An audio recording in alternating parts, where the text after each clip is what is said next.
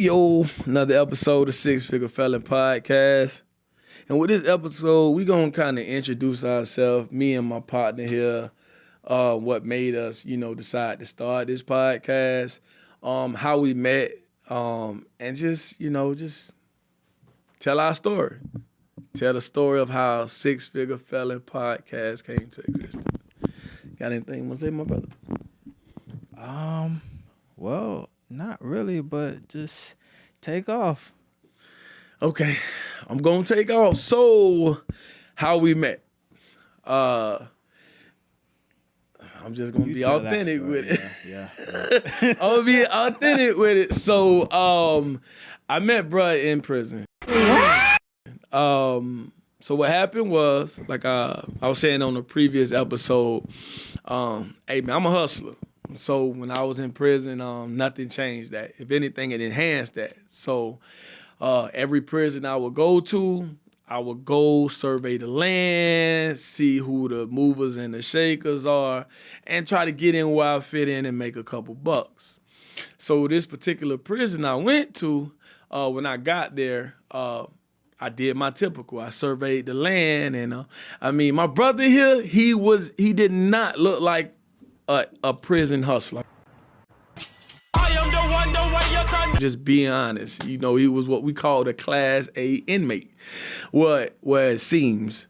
So they had a guy in my dorm that was doing all the moving and shaking. But just from my history of hustling and knowing, I knew he was a middleman.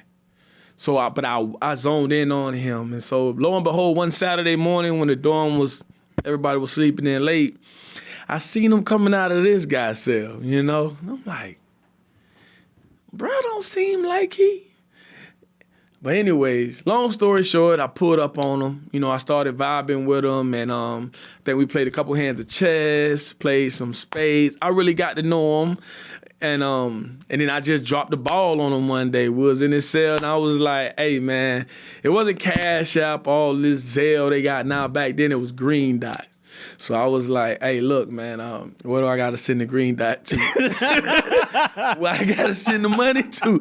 And he's like, huh? I was like, listen, bro, I've been watching you, bro. Come on, man. And me and bro started hustling. He started, allegedly, because the Florida Department of Correction want to come back on the... Got him! Got him! Yeah. But, we started dropping the bag on me. So our relationship cultivated that way. And then years later, I got out. And one day, me and my little brother, shout out to my boy K-Dubs, we was at City Walk in Orlando. And we was just out there, shooting our shits, hollering at the ladies, whatever. Well, I was. My brother was in a relationship. I don't want to get my brother in trouble. I was single at the time. And I see this guy here, man, my brother. He's my brother now, but I see this guy in a crisp suit, man. When I say looking like $1 million, bad chick on his arm. So I'm like, I tell my brother, I'm like, yo, I was in prison with that dude. And my brother was like, man, listen, you was not in prison with that dude, and do not step the dude with that dumb shit. And I'm like, no, bro, I was in prison with bro. So I pulled up on him, and he was like, yeah. I like, hey, bro, you been to prison? And he was like, yeah. And we talked about what prison we was at. And what left me blowed was, at the time, I tried to give him my, number to my phone, and he went in his wallet and pulled out a business card. I'm a street dude. I met this dude in prison. I'm blown by that. And, he told me give him a call. And, bro, the industry I'm in, making the money I'm making now, 6 figures plus, because of this guy. My brother, we almost went to blows together. We done been to the highs together. We done been to the lows together. Now, I know y'all tired of hearing me talk, so I'm going to let him talk, but I was just giving y'all the story of how we met and the start of Six-Figure Felon Podcast. Man, it's been up ever since. If it's up, then it's up, then it's up, then it's up. Definitely. And just thinking about how so many people that we meet, we came across, and still it's like, man, even to this day, we wonder like, dang, like Judd, where Judd is? What he doing? You feel me? Like it's crazy how you come across so many people while you're incarcerated. You guys build bonds in there, but to transition from being in there, because most relationships we get inside those walls, they stay behind those gates. We never see these people, even though we rock it together for years. The minute we EOS, it's like, hey, but shout out to my homeboy Richard. I still keep in contact with Richard. But like very few times we keep in contact, but our situation was on business. Right. We was chasing a bag together. Why are you running? Still chasing the bag together. When your when your mind aligns, it's there. You feel me?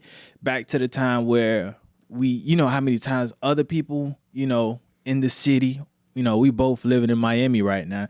So just being in the city, so many people we come across that like, hey man, dog, he was locked up with me. It's so many people you run across like, oh man, we did time together, but it's like, I just keep it moving. But I mean, we created that bond in there, then turn around, we meet again, and I mean, we still been, because we still have that same mentality to make, get to the bag. And also, yes, that was the base of it, getting to the bag, but a brotherhood was built in the process. This is my brother. Definitely.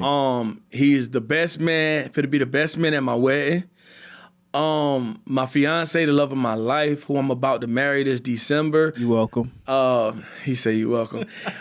So like I say, it started about business, but it built into a brotherhood. It's up forever, man. Yeah. So with the six figure, what we are doing, we're bringing awareness to individuals that, went through adversity, made mistakes, paid their debt to society, and they're back out here right now contributing to society, getting to a bag, making a change. And we want to bring a spotlight to that with Six-Figure Felonz. We just did an interview with an incredible guy, man. Did about 10 years incarcerated, came home, started his own jewelry business. We got a lineup of individuals that's going to come on board. We got truck business owners, club owners, and every one of them came from the bottom. Not just, spread, a spotlight on, what they doing, but we definitely bringing value to you so if you have a loved one that's incarcerated or have been incarcerated, not only would this podcast bring hope, but it will also bring a guide of knowing how to deal with your loved ones that just came from doing a bid, what you should do from what you shouldn't do, and how to support them. Just be that mental rock that they need to be there and be that support that, you would want to be to see them succeed and turn their life around after paying their debt to society. And it's definitely needed. And this is the podcast that's going to give you the guide on how to be that rock, and also for them to have multiple streams of avenues which they would want to choose, and how to do it step by step to get to six figures. And also, with that being said, we have a book on the way, and we're going to have a series. The first book is going to be called The First 30. And in the first 30 is going to give you a breakdown of resources and free government assistance program for individuals coming home. And we're doing it on the premise of someone coming home with no support. Now, if you have support when you come home, if you have support, that's great.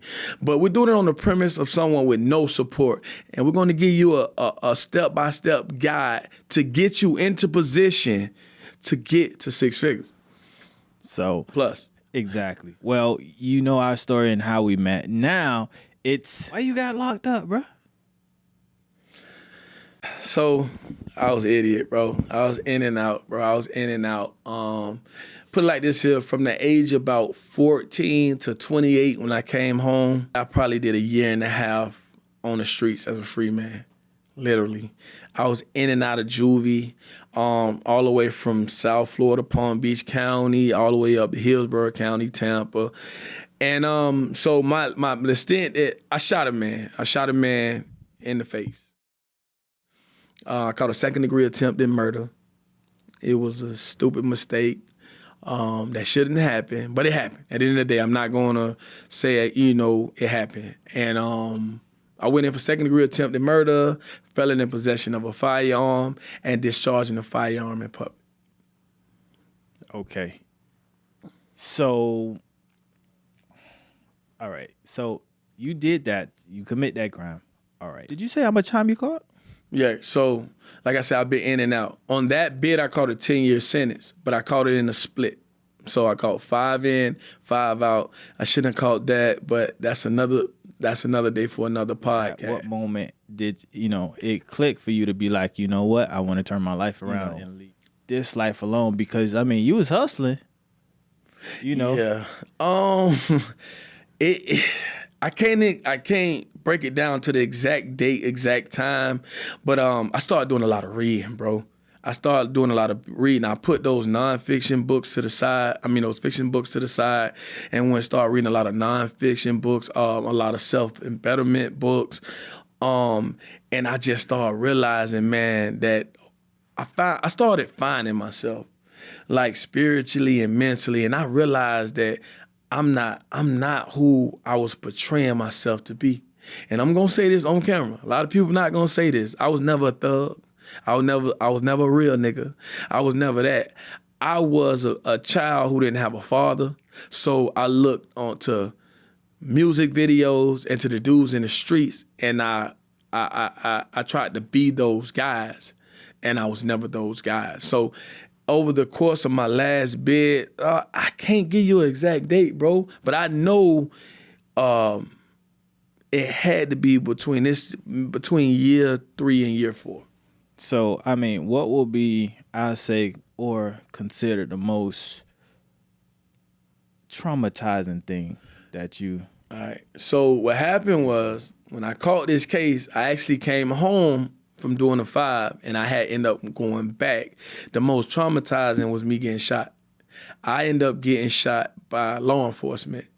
I got on a high-speed chase, and I took them on a high-speed chase in Tampa, Florida. And I ended up, put like this here, I took them on a high-speed chase and woke up in the hospital with a gunshot wound to the head, to the arm, and to the leg. And when I woke up in that hospital and I realized what happened, I knew if I ever got a chance to go home again, I was never coming back. So that was like the wake-up fact. I started waking up before the end, but that was the most traumatizing thing ever, man.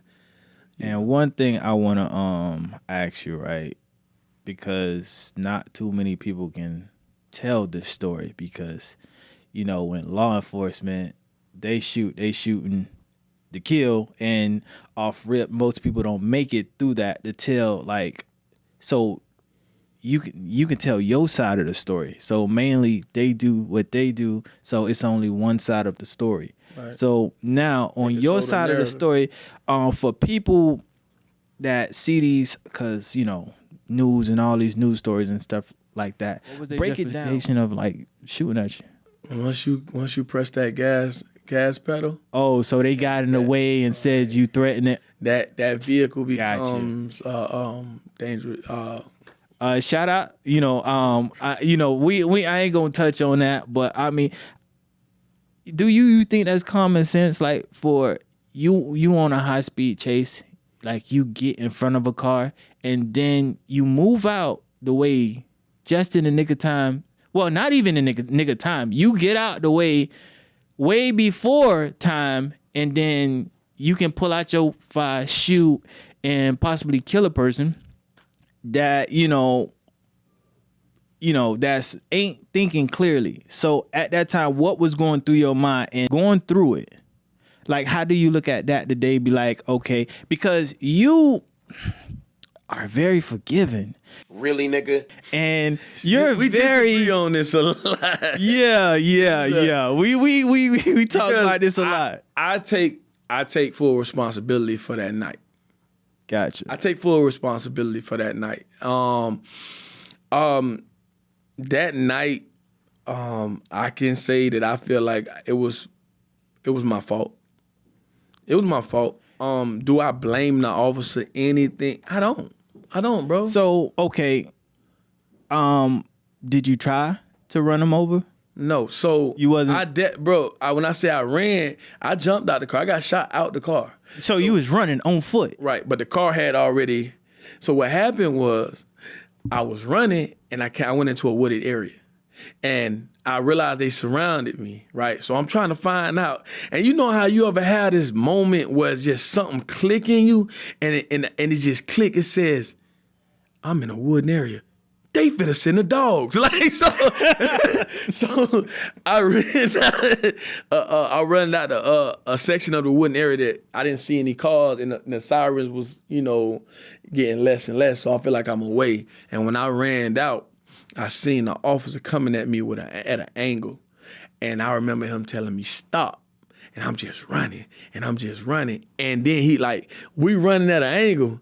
And they say white boys can't jump, white boys can't run. And the white boy was running, boy. It's like I could not run him. Like I'm coming at an angle, so I shake him. And when I shake him, he fall. I remember he fall, and when he fall, it was another officer coming up the street. Think about that for a split second. The officer coming up the street, he see his counterpart on the ground. And he see me standing over him for a brief second. I'm not saying I know what was going through his head, but I just know, like, So- one went in my arm, spun me around, one went in my knee, and somewhere in exchange, the one went in my head.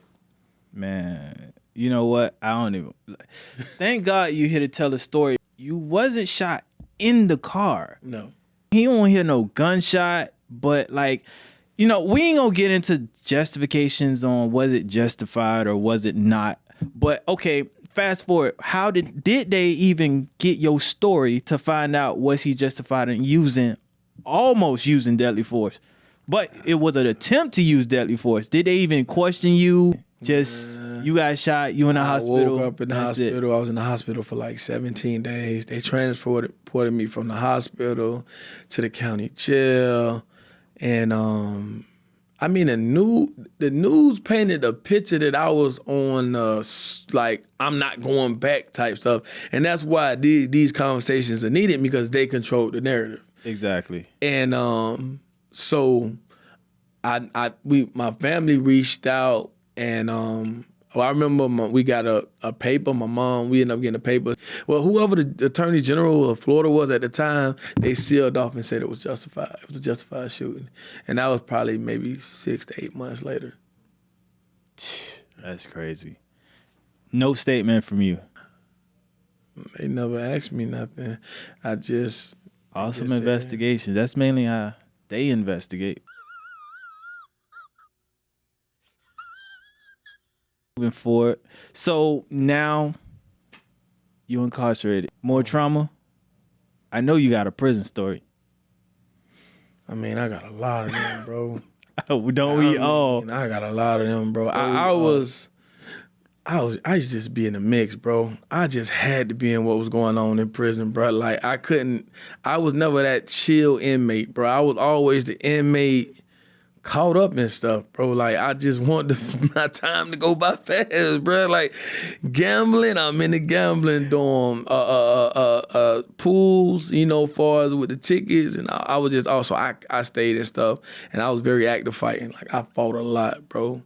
Not saying I won them all, because Lord knows I didn't, but I stayed in the fights. The worst prison story I had was, I didn't see it, but I don't even know if it's true, but my cellie got raped.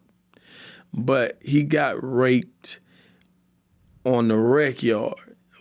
But flamboyant, open homosexual. They're saying that a guy paid him some. He just sat up there like crying, bro. And I'm like, you good? They're like, I'm straight. I'm like, I put my headphone on. 20 minutes later, bro, the officers came to the cell, And they came in, they got both of us out. They took his statements. They came in and did like a with some like kit, you know what I'm saying, like a rape kit and everything. Yeah. And I never seen him again. And then they told me that's what happened. He got raped on a rec yard. So I didn't see it, but I seen the after effect. So we gonna fast forward to getting out. When we link back up, how long you was out? Not even 6 months, bro. I came. Not even 6 I months. don't think I was in 6 months. Okay, so I basically, cause we kept in contact. You'll keep calling me every blue moon, and so explain like employment, getting out, and your mentality in finding employment. Bro, I ain't had no problem. Listen, when I say I found myself, but I didn't know I had a work ethic, bro. Like, so the thing was, I came home and I started working through temp agencies, going to get the day labor job. And like, I just the type of person, when I go to work, I put my headphones on and I just do what need to be done, and I try to do it as efficiently as possible. And like through the temp agency, they'll send you the jobs, and you could kind of tell someone's work ethic by if the jobs will call you back. Gotcha. And they used to always call me back. So one job was like, listen, don't go to the temp agency. And they just hired me straight on. And I did construction. I did septic work, pump septic tanks. And then I got a break whereas, the job came through delivering trash cans, bro. Like, the big trash cans in front of the homes? Yeah. Well, the thing is, those, like, say the city or the county, they purchase them in bulk for the residents. And they'll go and they'll use temp agency workers to help deliver them. And they brought me on, and I started working with them, and they hired me on, and I started traveling. And then that's when I was in St. Louis. I met Mr. James Foley, man. Shout out Mr. James, man. I love you, man. And he pulled up in a garbage truck about 7 at night at the hotel. And I'm like, you in a garbage truck? That's a brand new, you're like, I'm a transporter. And I'm like, what exactly is that? And he told me, I just fly, pick up brand new trucks from manufacturers and deliver them to customers. And man, I got into that, man, and that changed my life. Okay. I was the start of it. Well, because we was in contact. I think around this time doing that, we was in heavy contact. Yeah. So he was cussing me out, telling me to leave the job. Exactly. CDLs. Yeah. Exactly. What you was saying? Huh? What you was saying? He was cussing me out, telling me to leave. No. When I was cussing you out, tell you leave that job, you was saying they was giving you a raise. Man, they was finna give me 60,000. 60,000. They was gonna give you 60,000. Man, I'm fussing. They was finna give you 60,000, bro. And I'm like, yo, at that time, bro, legally 60 grand. I was looking at that was like a lot of money, dog. So instead of getting that 60,000, what did you do? You cussed me out for the last time, and you was like, man, bring your ass down to Miami. I got school for you. And I thought about it, and I was like, all right, book it. So I went down to school. I did exactly what you told me. I got my CDLs, and I went on the road, and it's been up ever since. Six figures. 6 figures. Yeah. Okay. So now, shoot. But now, oh man, like you say, it's been up ever since. Now that you the man right now, boy. You the man. I'm trying to be, man. You the man right now. So now, what's your future looking like? What? Because you done everything that you accomplished and everything you done been through. Like, what is your future? Well, right now, what I got going on right now, I'm still in the trucking industry. That's the bread and butter. Right now, I do decking, where I fly and move multiple trucks. Okay. And I make a lot of money doing that. I started a jet ski rental business. Okay. I rent out jet skis in Miami. I got jet skis. And I actually started a dating app and a dating service where I throw events. I kind of had some setbacks with the app because I tried to go cheap.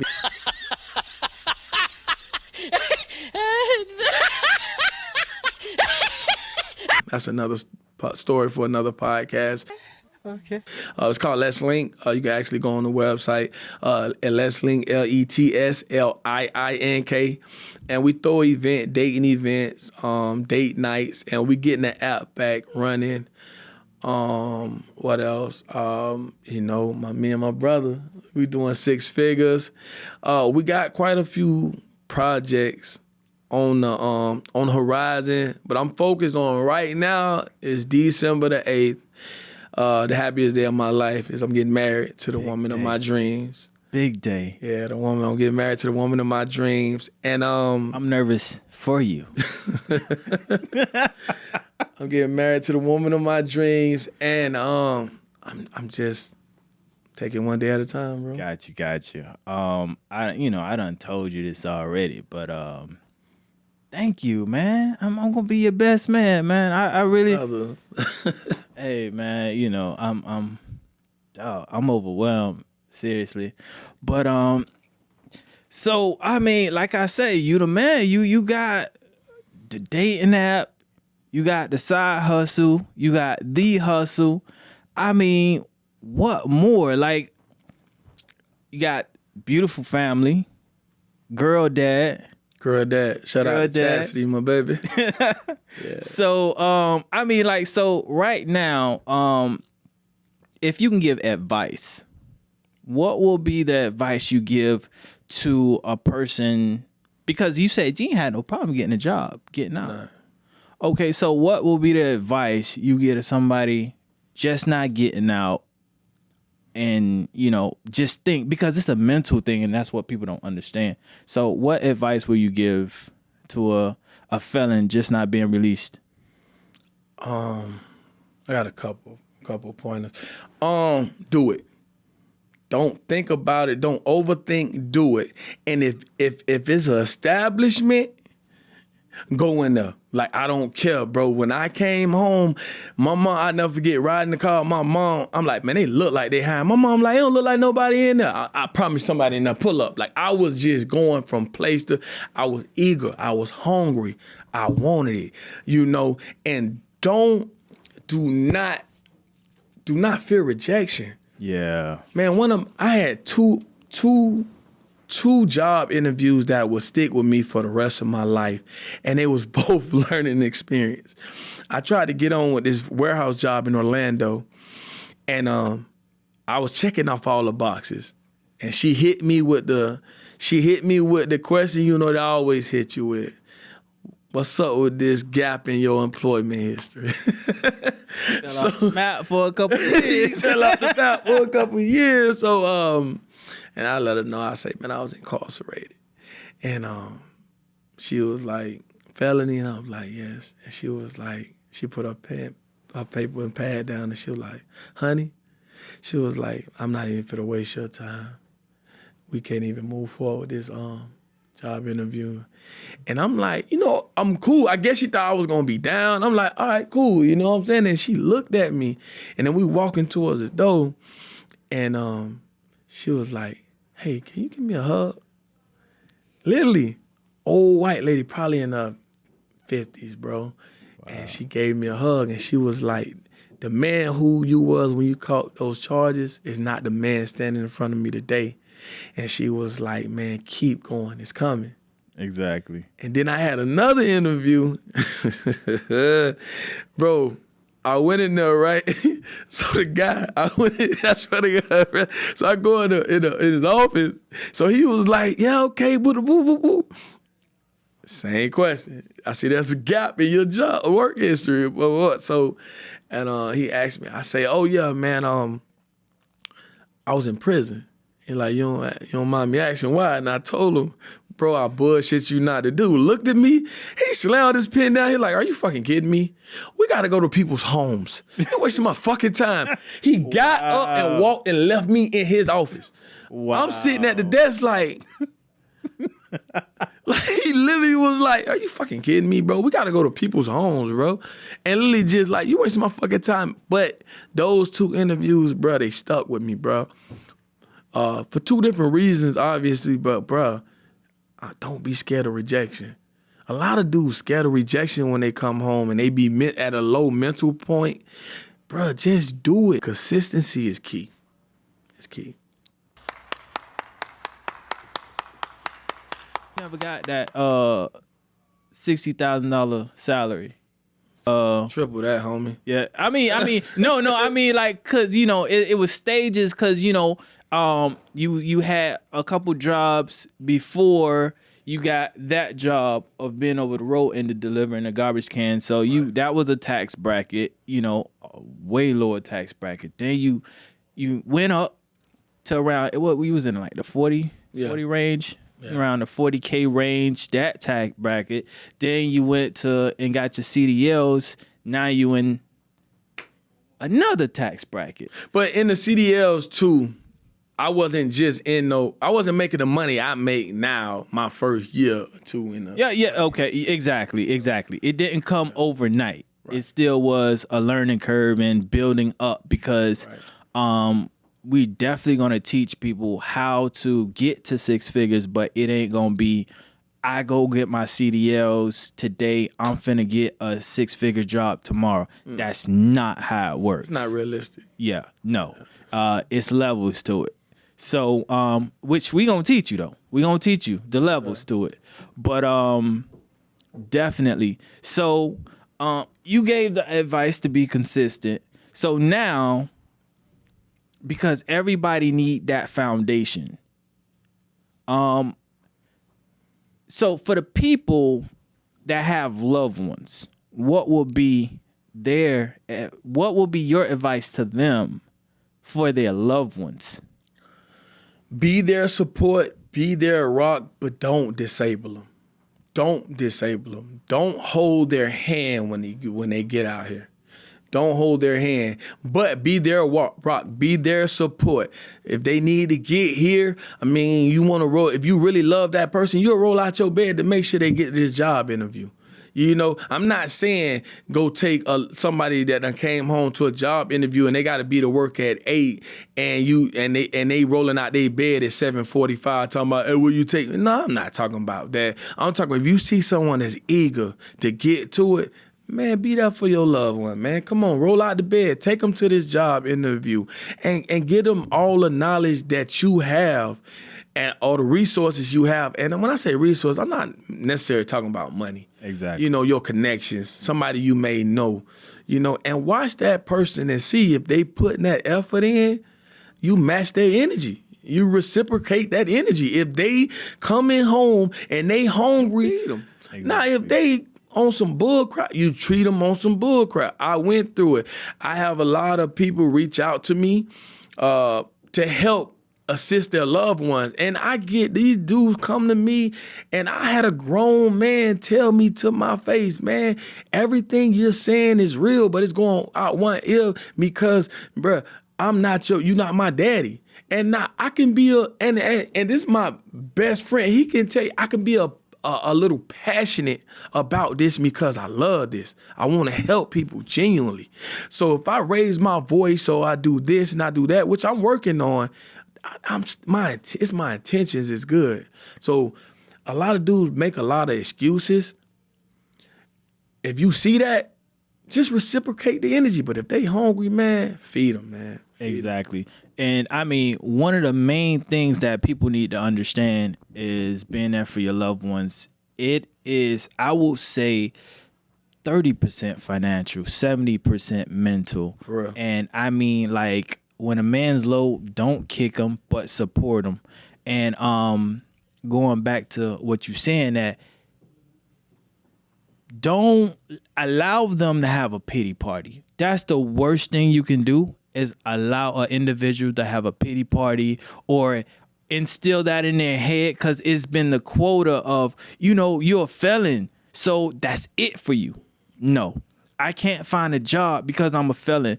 Don't fall for that. Don't go for that. It's not true. So it's many avenues out here that you can take. Do not babysit a grown man. Be there for your families, or, whether they're men or women, no matter what, like, they're getting out. But don't let them have that victim mentality of, now I'm a felon, I can't get a job, I can't. It ain't gonna be easy. Of course not, but it ain't super hard like people are making it out to be. It's all mental. If you keep telling yourself that, that's what you're going to manifest in the physical. But if you change your mindset, and some of y'all need to change y'all mindset for y'all loved ones before they get home, and do not let them come home to the first rejection of feeling like ready to snap and go back to the streets. Do not do that. But back to you, Ed. So you have this outgoing personality. Where did that come from? Because me, bruh, it's the most talking I done did. And That's no, but I ain't gonna lie though. My fiance even said it. Like you've been opening up a little more lately. Yeah, like exactly. My fiance said she's like, Bird doing a little more talking because you usually a fly on the wall. Exactly. I don't know, bro. It's like I always been a people's person. Your network reflects your net worth. Gotcha. Like you gotta know people. You gotta build those connections. And I met a guy, a multi-millionaire, man, and he always told me, man, a real businessman, when he walk in that room, when he walk out that room, he gonna know everybody's first name, their occupation, and if possible, their kid's name. Oh my God! Wow! So to me, that's just how I look at life. I like to remember names, remember faces, and if possible, remember their kids' names. But it's just that's who I am as a person. That's the person I developed to be as a person. Like, you know me, you be like, God dang, bro, you just talking to these people like you don't even know these people. Hey man, what's going on, man? Like, that's just who I am. I'm telling you. It developed over time, part of the transition of me coming home, and it just developed, and I like it. You know, it's who I am as a man now. Got you. Okay, so we will close off the segue.